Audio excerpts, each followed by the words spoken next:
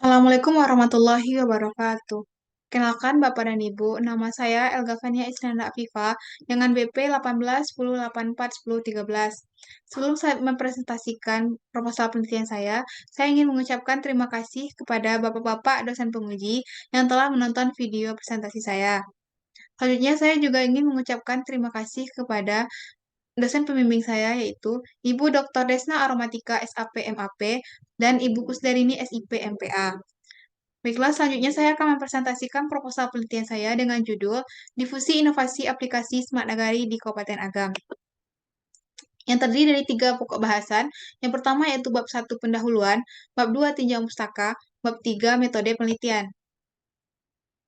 Yang pertama itu bab 1 latar belakang. Semakin pesatnya perkembangan teknologi dan informasi menyebabkan terjadinya perubahan di segala bidang sektor kehidupan manusia. Hal ini membuat manusia dituntut untuk beradaptasi dengan segala perubahan yang terjadi. Begitu pula dengan pemerintah selaku penyelenggara pemerintahan juga harus bersikap adaptif dan responsif agar tidak tertinggal dengan perkembangan teknologi yang ada. Selain itu, munculnya konsep Internet of Things membuat hampir seluruh kegiatan dan aktivitas masyarakat itu sangat bergantung kepada internet, termasuk masyarakat di Indonesia. Penggunaan internet di Indonesia sendiri itu mengalami peningkatan setiap tahunnya. Bahkan menurut data dari Statista, Indonesia itu menempati posisi ketiga sebagai negara dengan jumlah pengguna internet terbesar di Asia pada tahun 2021 sebesar 202,6 juta pengguna. Kemajuan teknologi informasi dan meningkatnya tren penggunaan internet menjadi tuntutan sekaligus tantangan tersendiri bagi pemerintah dalam rangka mewujudkan penyelenggaraan pemerintahan yang baik serta penyediaan pelayanan publik yang berkualitas. Salah satu upaya yang dapat dilakukan pemerintah dalam mewujudkan penyelenggaraan pemerintahan yang baik serta mempermudah pemberian pelayanan kepada masyarakat adalah melalui pengadopsian konsep e-government ke dalam sistem pemerintahan. E-government sendiri diartikan sebagai pemanfaatan dan pemanfaatan dan penggunaan teknologi informasi ke dalam proses pemerintahan untuk menciptakan efisiensi dan efektivitas, sekaligus transparansi dan akuntabilitas dalam penyelenggaraan pemerintahan. Dengan adanya Instruksi Presiden Nomor 3 Tahun 2003 tentang kebijakan dan strategi pengembangan e-government, menjelaskan bahwa pengembangan e-government itu merupakan sebuah upaya untuk pengembangan pemerintahan yang berbasis elektronik dalam rangka meningkatkan kualitas pelayanan publik secara efektif dan efisien. Melalui e-government ini dapat mendorong terciptanya berbagai inovasi dalam sektor publik. Inovasi dalam sektor publik sendiri itu merupakan sebuah keharusan untuk membuat ketersediaan layanan yang semakin mudah, murah, terjangkau, dan merata. Penggunaan konsep e-government dalam bentuk penciptaan inovasi melalui pemanfaatan teknologi informasi itu perlu diterapkan di seluruh instansi pemerintahan, mulai dari tingkat pusat sampai ke daerah, termasuk pada pemerintahan tingkat desa atau nagari. Hal ini dikarenakan sebagai sebuah unit pemerintahan terkecil dan paling bawah di Indonesia, nagari juga memiliki kewajiban untuk memberikan pelayanan publik yang baik kepada masyarakat. Namun pada kenyataannya masih terdapat permasalahan yang terjadi seperti proses administrasi yang rumit, pelayanan yang lama, serta wali nagari yang kadang tidak ada di tempat ketika masyarakat berurusan. Sehingga melalui pemanfaatan teknologi informasi dalam penyelenggaraan pemerintah nagari ini diharapkan menjadi sebuah alternatif solusi untuk peningkatan efektivitas dan efisiensi pelayanan di nagari. Dalam rangka mewujudkan tata kelola pemerintahan dan pelayanan publik yang efektif dan efisien hingga ke tingkat nagari, pemerintah Kabupaten Agam melalui Dinas Komunikasi dan Informatika Kabupaten Agam meluncurkan sebuah inovasi pelayanan berbentuk aplikasi layanan mandiri yang dikenal dengan Smart Nagari. Adapun dalam aplikasi Smart Nagari itu menyediakan 5 fitur pelayanan yang telah terintegrasi, diantaranya yaitu 1. Singerti, atau sistem informasi layanan Smart Nagari berbasis teknologi. 2. Sileton, atau sistem informasi layanan elektronik terintegrasi online. 3. Surat Nagari, atau surat elektronik Nagari. 4. Simpek Nagari, atau sistem informasi manajemen kepegawaian Nagari. 5. Sistem informasi PKK. Dalam pelaksana dalam pelaksanaan aplikasi Smart Nagari, peneliti menemukan beberapa fenomena empiris dan teoritis. 1. Smart Nagari ini sangat didukung oleh pemerintah Kabupaten Agam, yaitu dengan adanya Peraturan Bupati Nomor 25 Tahun 2018 tentang Smart Nagari berbasis teknologi, serta telah sesuai dengan misi kedua Kabupaten Agam, yaitu menghadirkan tata kelola pemerintahan yang efektif, bersih, akuntabel, dan melayani. Yang kedua yaitu Kabupaten Agam merupakan daerah pertama yang memiliki aplikasi Smart Nagari di Sumatera Barat. Yang ketiga, masih sedikitnya jumlah nagari aktif menggunakan aplikasi Smart Nagari. Yang keempat, masih banyaknya masyarakat yang datang ke kantor Disdukcapil Kabupaten Agam karena belum mengetahui tentang adanya aplikasi Smart Nagari ini ataupun layanan kependudukan itu sudah bisa diakses secara online di aplikasi Smart Nagari. Adapun rumusan masalah pada proposal penelitian ini yaitu bagaimana difusi inovasi dalam penerapan inovasi pelayanan aplikasi Smart Nagari di Kabupaten Agam.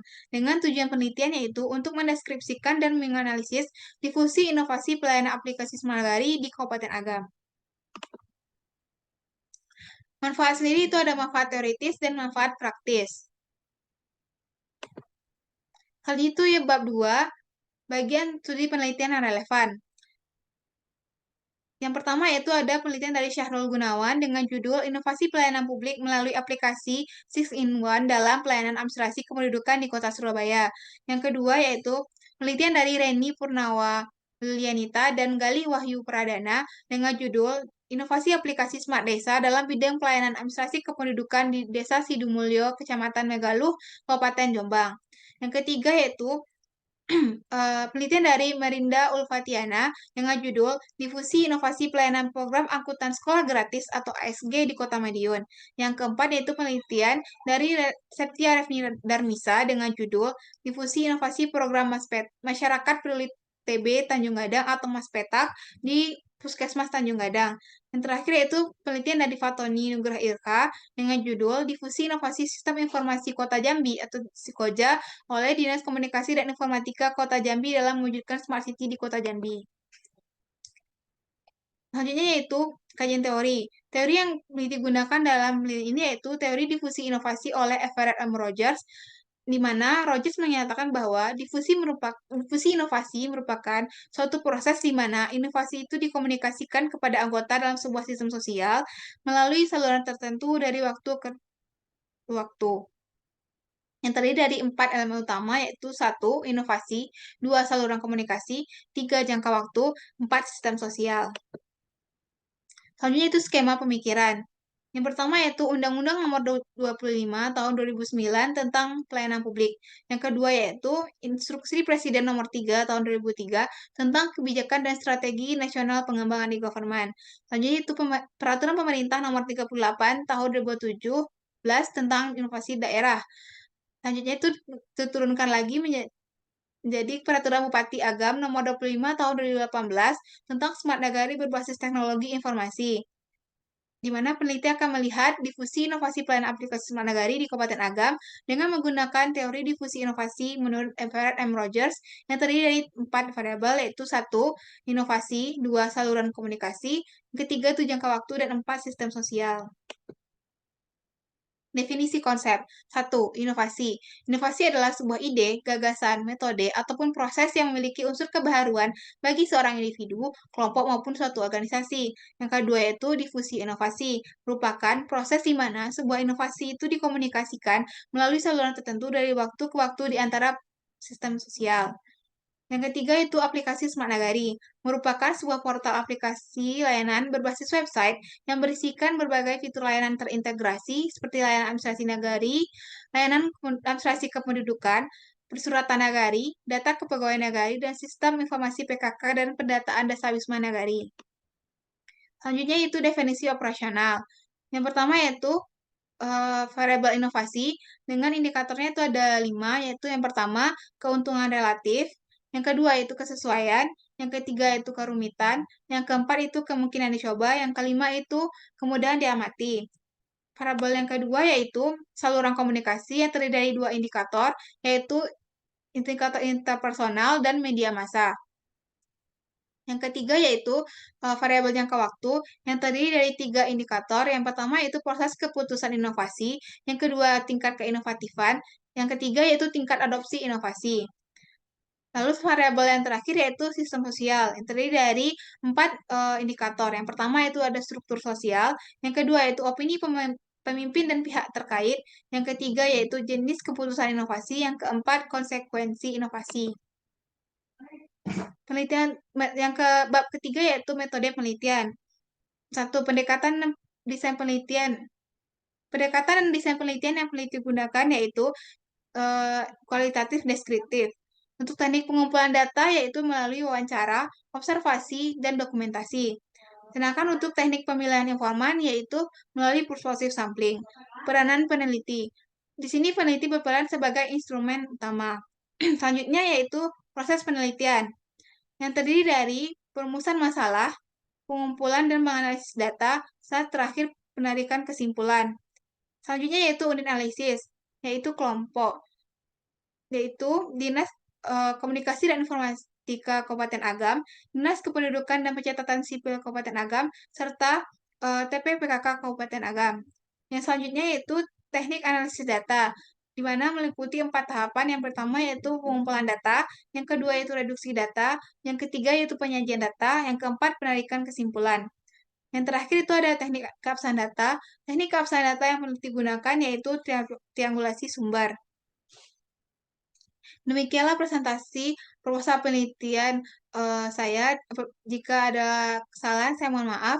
Saya akhiri dengan Assalamualaikum warahmatullahi wabarakatuh.